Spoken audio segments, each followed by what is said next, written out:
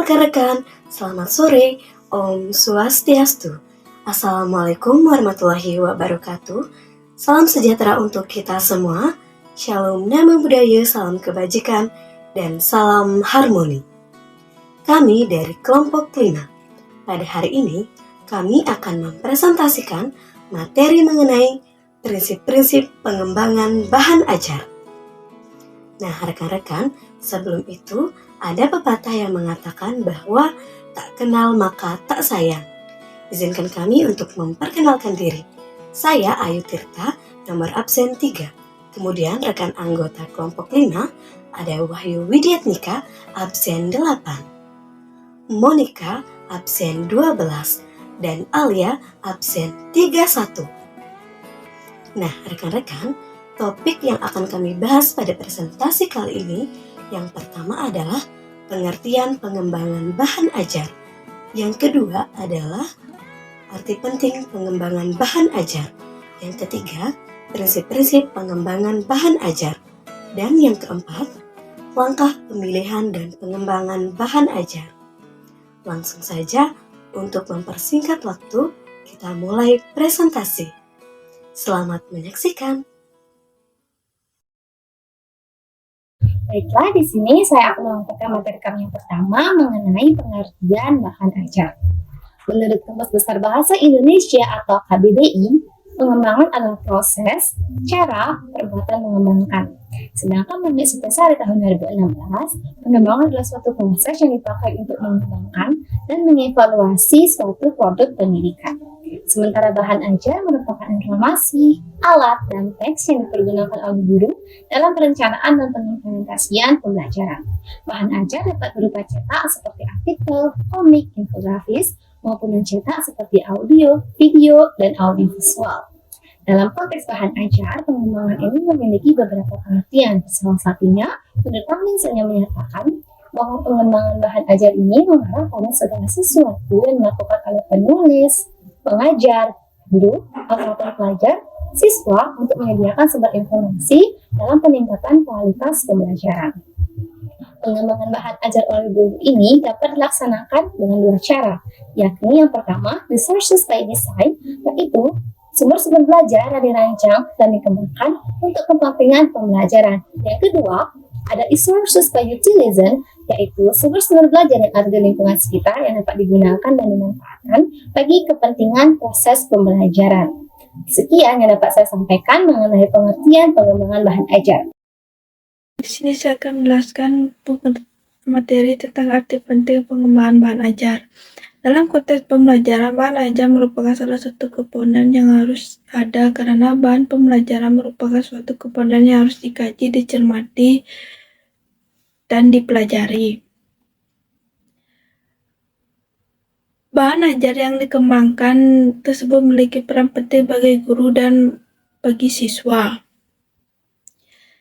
Bagi guru, menghemat waktu guru dalam mengajar adanya bahan ajar, siswa dapat ditugasi mempelajari terlebih dahulu topik atau materi yang akan dipelajarinya. Mengubah peran guru dari seorang pengajar menjadi seorang fasilitator. Meningkatkan proses pembelajaran menjadi lebih efektif dan interaktif. Bagi siswa dapat belajar tanpa kehadiran atau harus ada guru. Siswa dapat belajar kapan saja dan di mana saja. Siswa dapat belajar sesuai dengan kecepatan sendiri. Siswa dapat belajar menurut urutan yang dipilihnya. Membantu potensi untuk menjadi pelajar mandiri. Berikut ini merupakan peran bahan ajar dalam pembelajaran klasikal, pembelajaran individual, dan kelompok. Dalam pembelajaran klasikal dapat dijadikan sebagai bahan yang tak terpisahkan dari buku utama, dapat dijadikan pelengkap atau suplemen buku utama, dapat digunakan untuk meningkatkan motivasi belajar siswa, dapat dijadikan sebagai bahan yang mengandung penjelasan tentang bagaimana mencari penerapan hubungan serta keterkaitan antara satu topik. Dalam pembelajaran individual, sebagai media utama dalam proses pembelajaran, alat yang digunakan untuk menyusun dan mengawasi proses siswa memperoleh informasi, penunjang media pembelajaran individual lainnya. Dalam pembelajaran kelompok, sebagai bahan terintegrasi dengan proses belajar kelompok, sebagai bahan pendukung bahan belajar utama. Sekian dapat saya sampaikan. Untuk materi selanjutnya akan dijelaskan oleh rekan saya. Baik, di sini saya akan melanjutkan presentasi. Prinsip-prinsip pengembangan bahan ajar. Dalam pengembangan bahan ajar, agar menghasilkan bahan ajar yang berkualitas, efektif, dan bermanfaat, maka perlu memperhatikan prinsip pengembangan bahan ajar. Terdapat beberapa pendapat mengenai prinsip-prinsip pengembangan bahan ajar. Nah, menurut Noviarni, prinsip-prinsip pengembangan bahan ajar dibagi menjadi 3, yaitu relevansi, konsistensi, dan kecukupan. Nah, prinsip relevansi disebut juga dengan prinsip keterkaitan. Memiliki arti bahwa materi pembelajaran hendaknya relevan atau ada kaitannya dengan kompetensi dasar dan indikator yang diinginkan. Yang kedua, prinsip konsistensi, artinya bahwa jika kompetensi dasar yang harus dikuasai peserta didik 4 macam, maka bahan ajar harus diajarkan juga meliputi 4 macam tersebut. Kemudian yang ketiga, prinsip kecukupan atau adekuensi, artinya materi yang diajarkan hendaknya cukup memadai dalam membantu peserta didik menguasai kompetensi dasar yang diajarkan. Materinya tidak boleh terlalu sedikit dan tidak boleh terlalu banyak. Nah, selanjutnya, prinsip-prinsip pengembangan bahan ajar menurut Hasan. Hasan membagi prinsip-prinsip pengembangan bahan ajar menjadi 5. Yang pertama, validitas. Yang kedua, keberartian. Yang ketiga, relevansi dengan kemampuan peserta didik. Yang keempat, kemenarikan. Dan yang kelima, kepuasan. Nah, validitas atau validity merupakan tingkat ketepatan materi. Jadi, sebelum memberikan materi pembelajaran, seorang guru harus yakin bahwa materi yang diberikan telah teruji kebenarannya. Artinya, guru harus menghindari memberikan materi baik itu data, dalil, teori, konsep, dan lain sebagainya yang sebenarnya masih dipertanyakan atau masih diperdebatkan. Karena hal ini untuk menghindarkan salah konsep, salah tafsir, atau salah pemakaian. Yang kedua, keberartian. Nah, artinya tingkat kepentingan materi tersebut dikaitkan dengan kebutuhan dan kemampuan peserta didik. Materi standar yang harus diberikan harus relevan dengan keadaan dan kebutuhan peserta didik, sehingga bermanfaat bagi kehidupannya. Kebermanfaatan tersebut diukur dari keterpakaian dalam pengembangan kemampuan akademis pada jenjang selanjutnya dan keterpakaiannya sebagai bekal untuk sehari-hari. Sehingga dalam mempelajari materi tersebut, peserta didik memiliki kepercayaan bahwa ia akan mendapatkan penghargaan nantinya di masa depan. Yang ketiga, relevansi atau relevance dengan tingkat kemampuan peserta didik.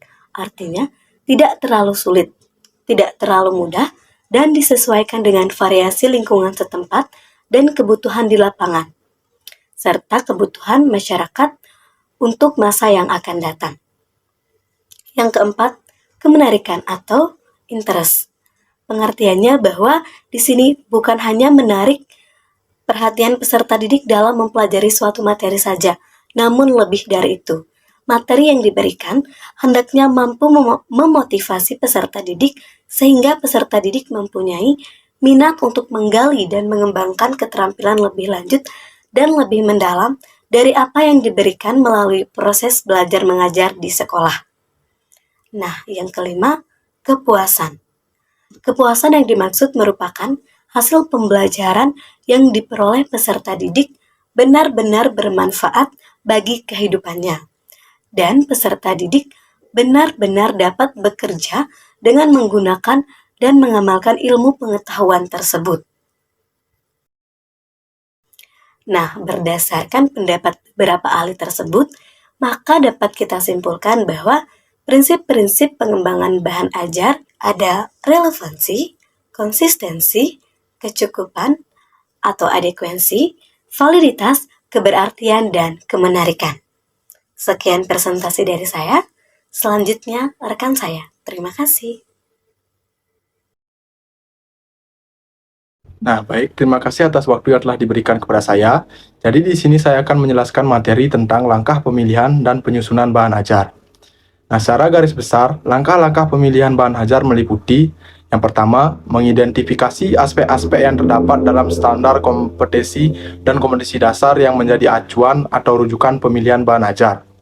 Aspek tersebut perlu ditentukan karena setiap aspek standar kompetensi dan kompetensi dasar memerlukan jenis materi yang berbeda-beda dalam kegiatan pembelajaran. Setiap aspek standar kompetensi tersebut memerlukan materi pembelajaran atau bahan ajar yang berbeda-beda untuk membantu pencapaiannya. Nah, yang kedua langkah berikutnya adalah mengidentifikasi jenis-jenis materi bahan ajar.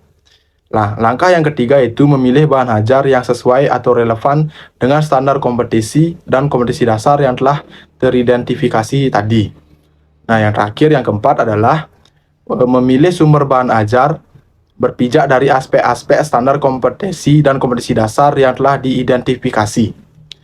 Langkah selanjutnya adalah memilih jenis materi yang sesuai dengan aspek-aspek yang terdapat dalam standar kompetensi dan kompetensi dasar tersebut.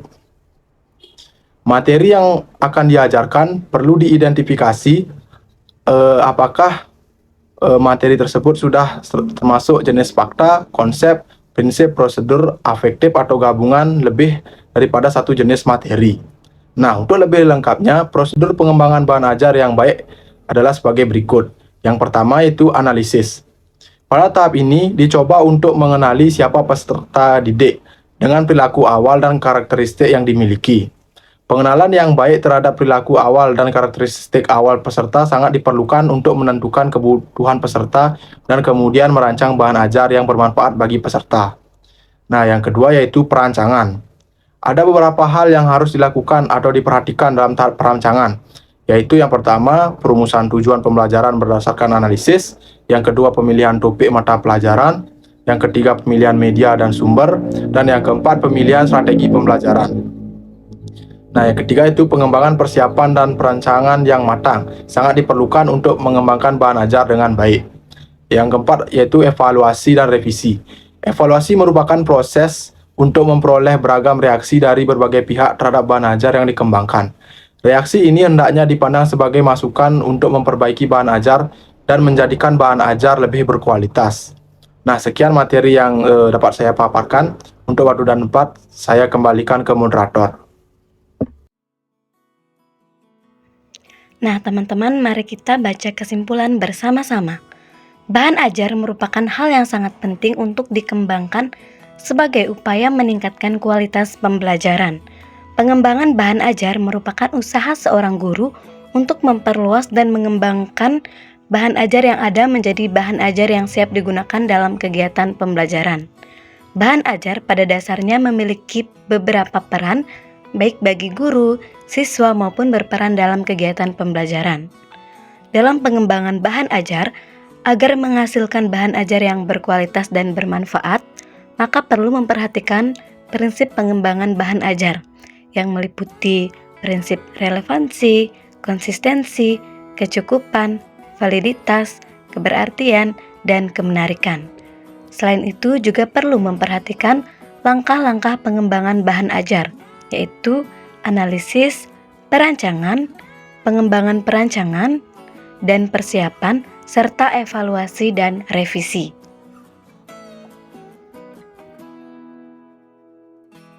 Cukup sekian presentasi dari kelompok 5. Biru laut seperti kolam, ikan paus pandai menyelam. Dari lubuk hati saya yang paling dalam, saya tutup presentasi dengan salam. Om Santi Santi Santi Om. Wassalamualaikum warahmatullahi wabarakatuh. Salam sejahtera untuk kita semua. Shalom, nama budaya, salam kebajikan, dan salam harmoni.